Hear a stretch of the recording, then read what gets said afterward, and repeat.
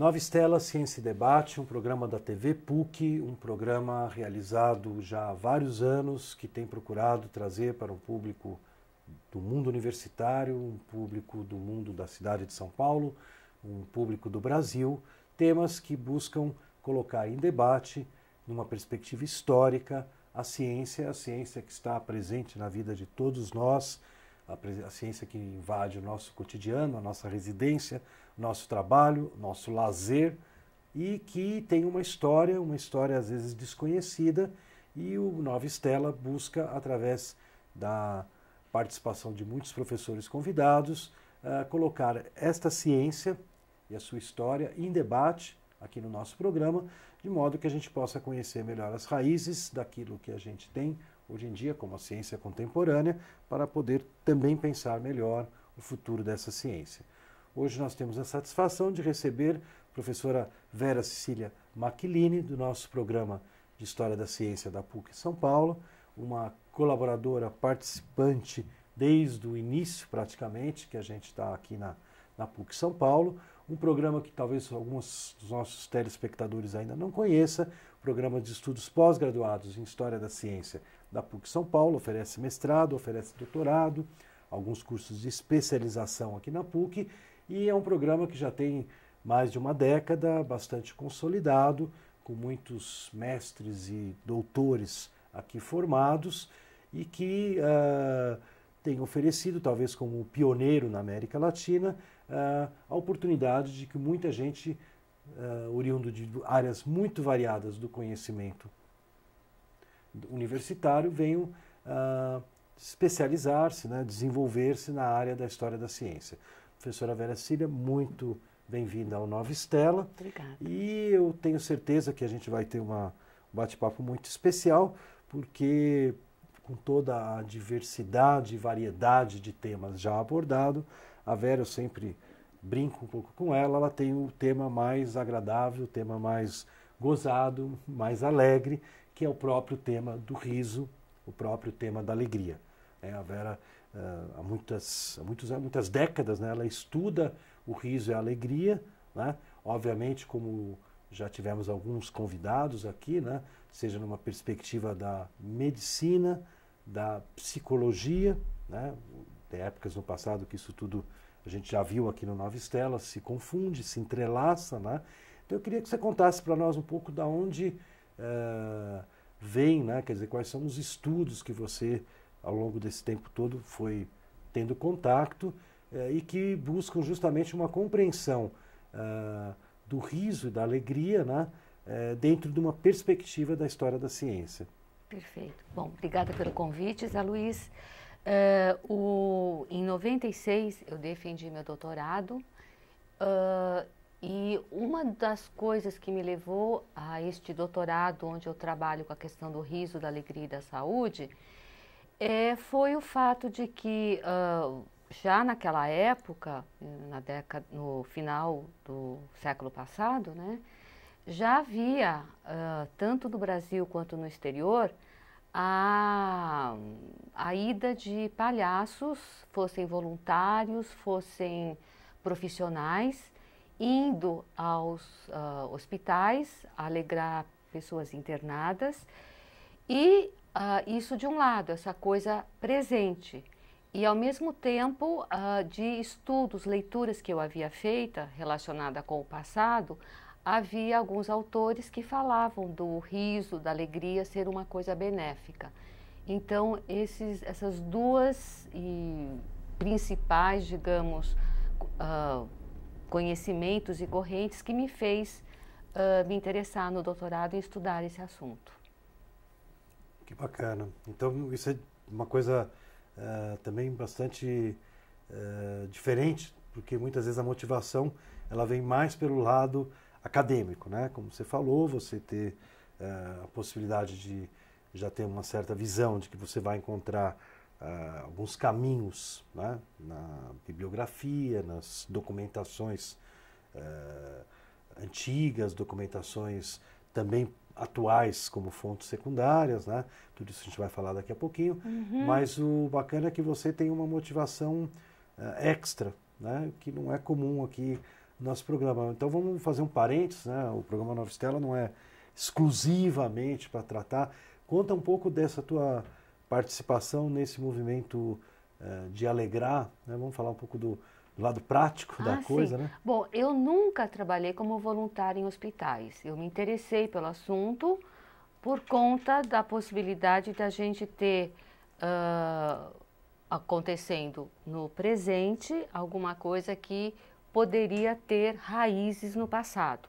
Meu envolvimento em termos de clowns em hospitais era mais no sentido de secretariar trabalhos ONGs nesse sentido, né? E ao longo da pesquisa que eu desenvolvi durante o doutorado, eu fui aprendendo uma série de coisas muito interessantes que eu não imaginava e que eu acho interessante trazer aqui. Por exemplo, o riso, que hoje em dia é bastante valorizado, até a gente ouve falar na imprensa de risoterapia, né?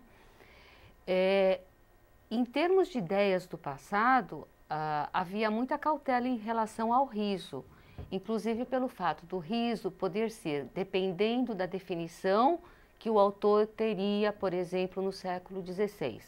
Alguns autores vão definir o riso como um excesso de alegria.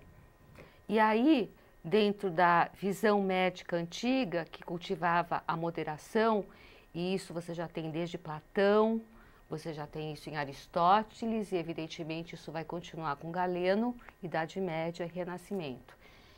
Então, se a definição que alguns pensadores vão ter no século XVI de o riso ser um excesso de alegria, por definição, o riso seria uma coisa perigosa.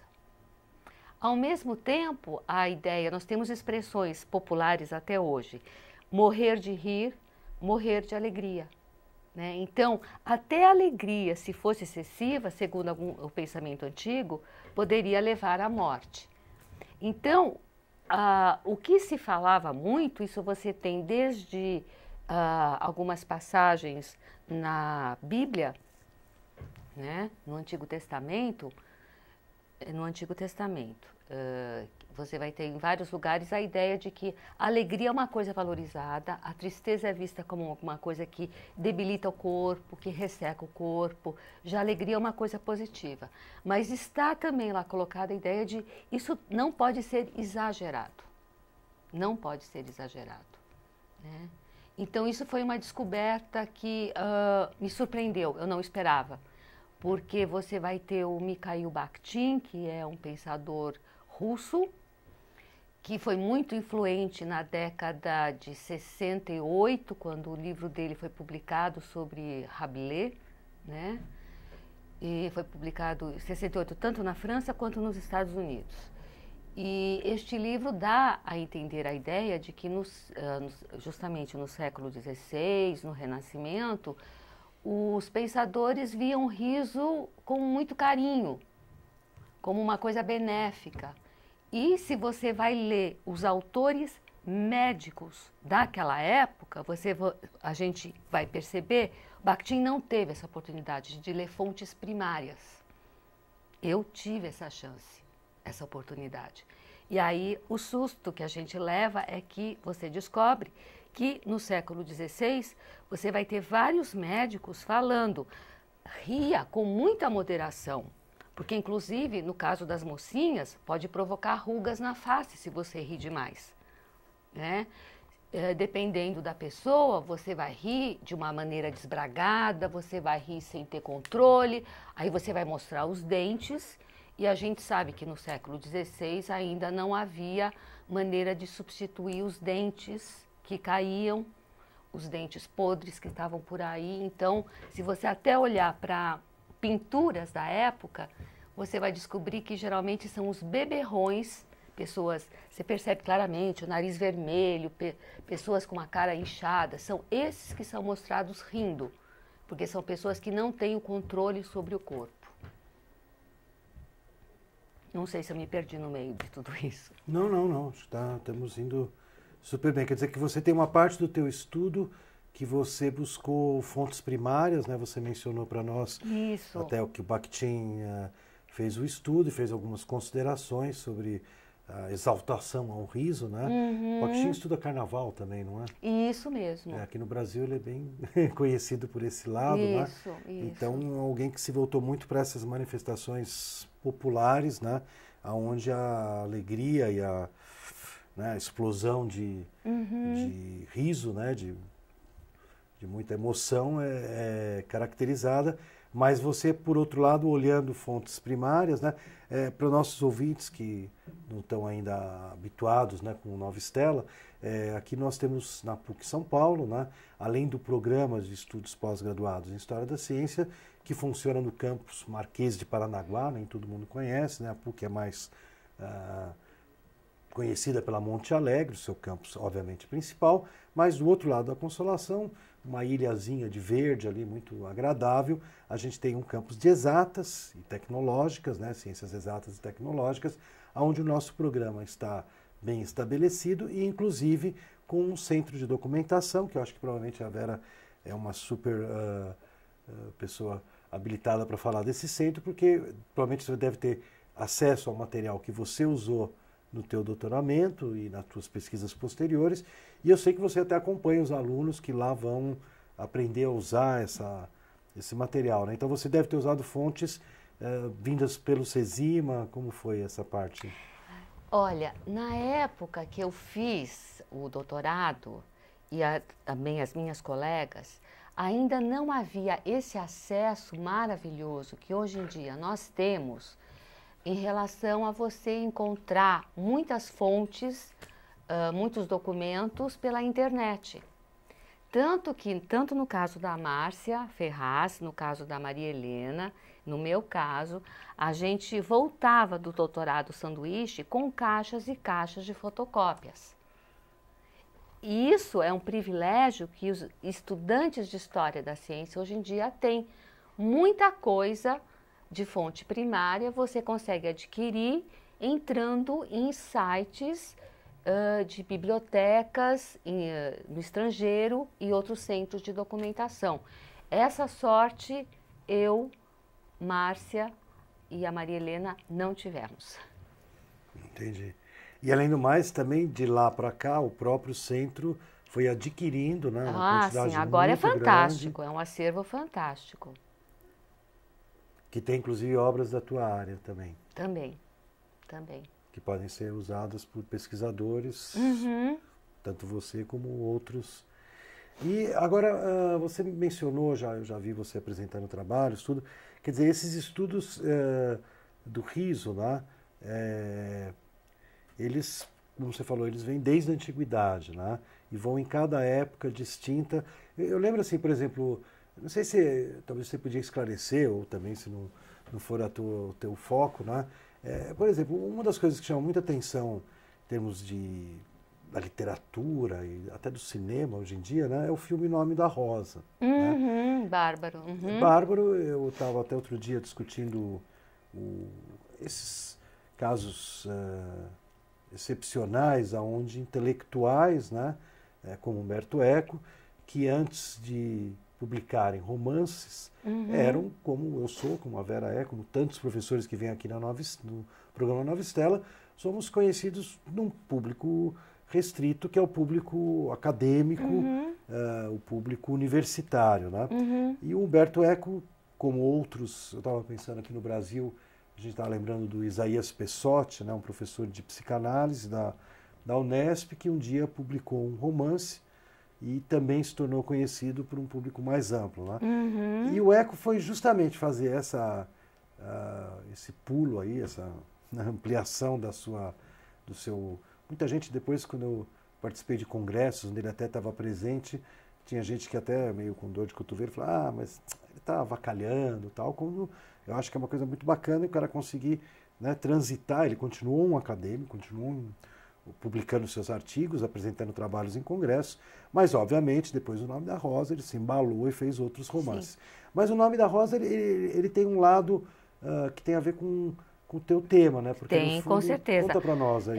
Então, a sacada genial do Humberto Eco é, além dele explorar várias facetas do medievo, né? ele pega uma questão que até hoje é motivo de controvérsia e debate entre os estudiosos. Por quê?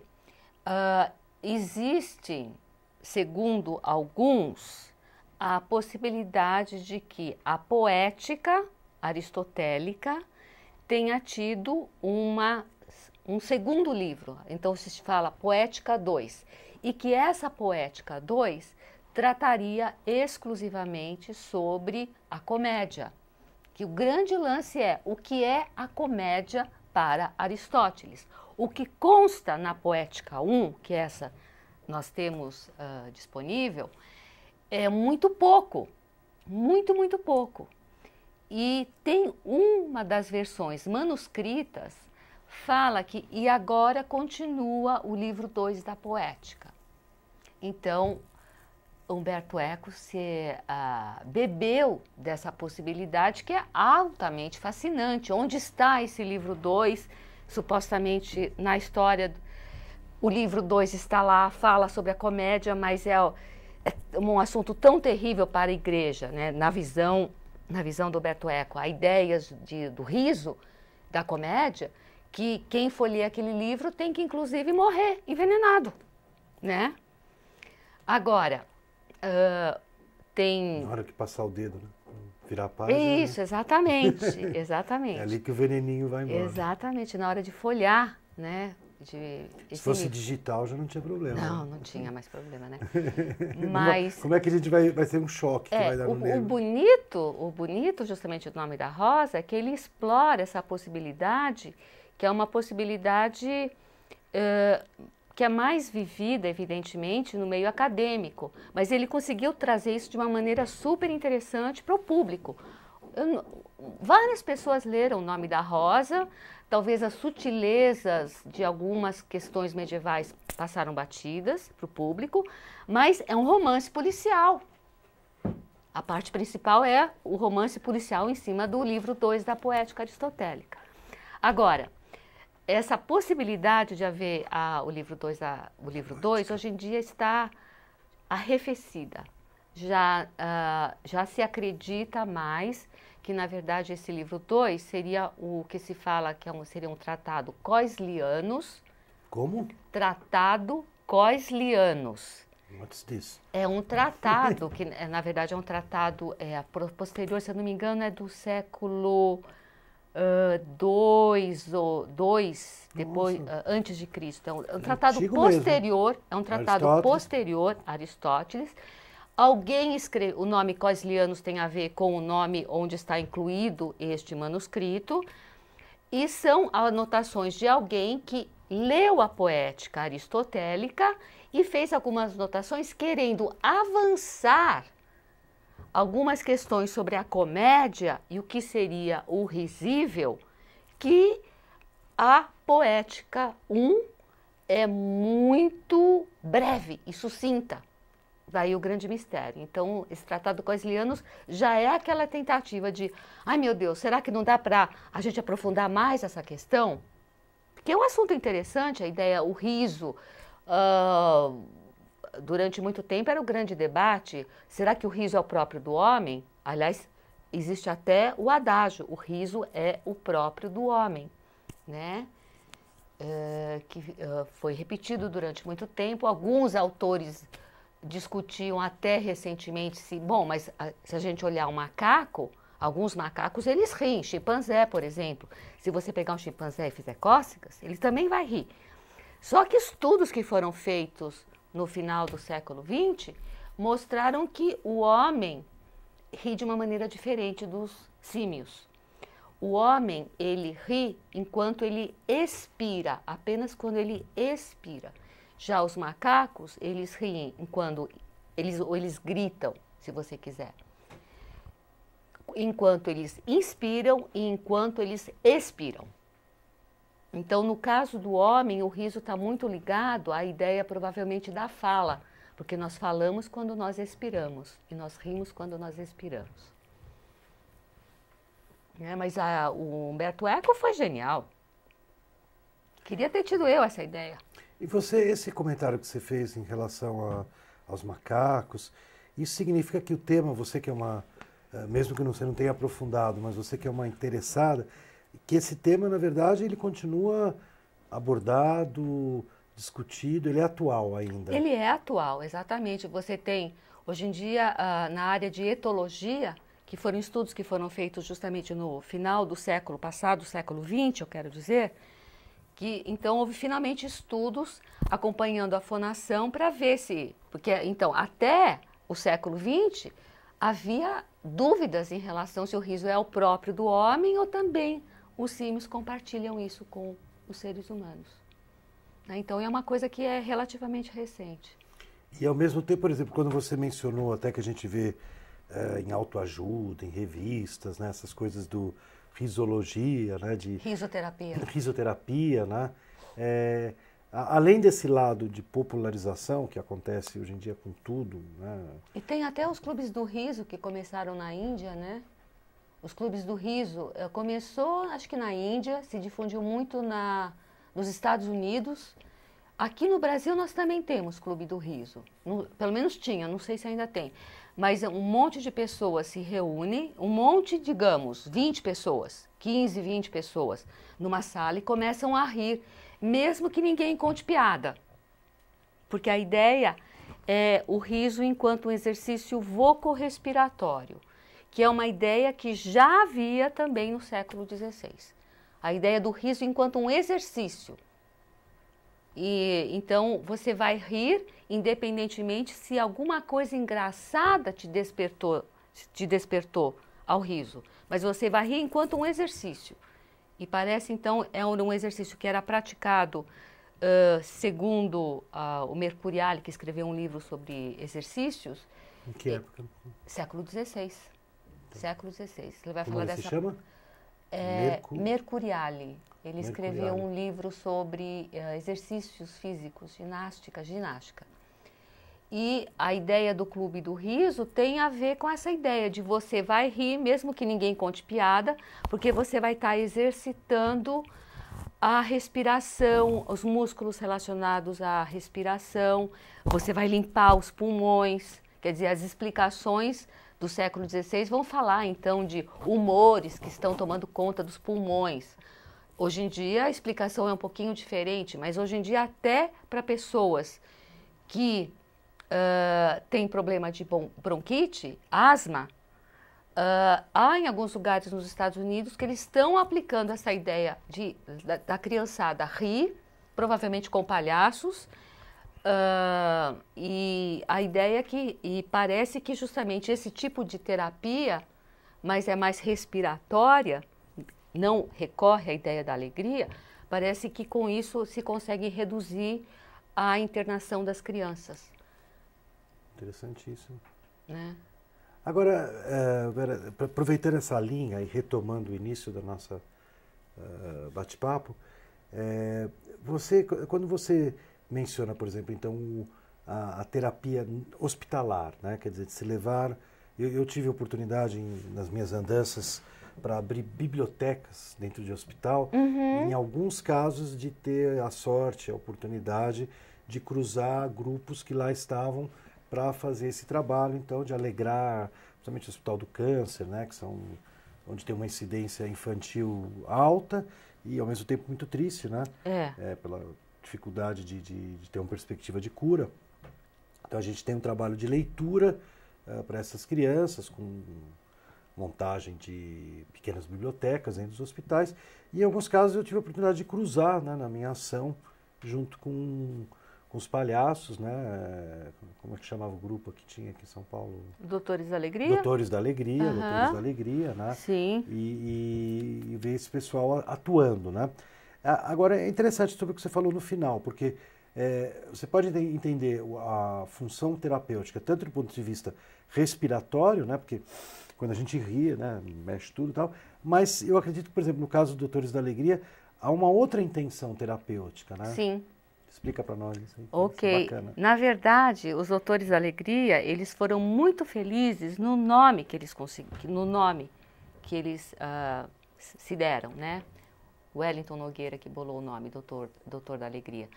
Porque, imagina você, um tratado que originalmente teria sido escrito no século XII, plena Idade Média. É o regime de saúde da Escola de Salerno. É anônimo, como a maioria dos textos da época, e neste tratado, que nós conhecemos muito bem, é a versão do século XVI, a versão elisabetana. As antigas, as mais antigas, não, sumiram, desapareceram, né? E é desse tratado que vem...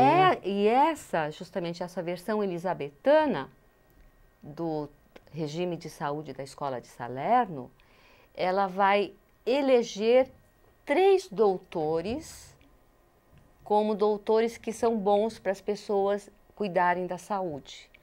É o doutor Dieta, o doutor Descanso e o doutor Alegria. Uau!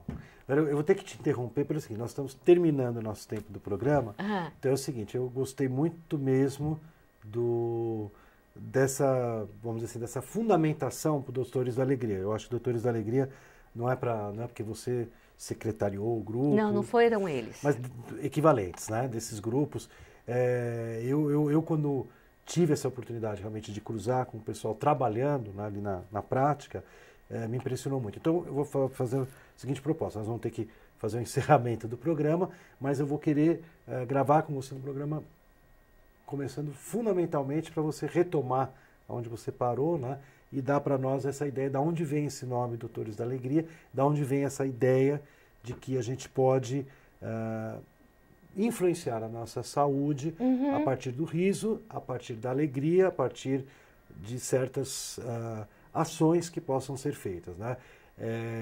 Nova Estela Ciência em Debate está terminando mais um programa onde a gente buscou, dessa vez com a professora Vera Cecília Macchilini, explorar uma área também pouco conhecida quando se fala em história da ciência. O pessoal pensa em matemática, química, bomba atômica e tal, mas na verdade a história do nosso riso, da nossa alegria, do nosso humor, não dos humores do corpo, mas do nosso humor enquanto seres humanos, tem uma tradição muito interessante na ciência e a gente procura então aqui no programa lançar um pouco de luz nessa história, da onde veio a ciência que nós conhecemos hoje e, quem sabe, poder lançar um pouco de luz para onde vai a ciência no futuro.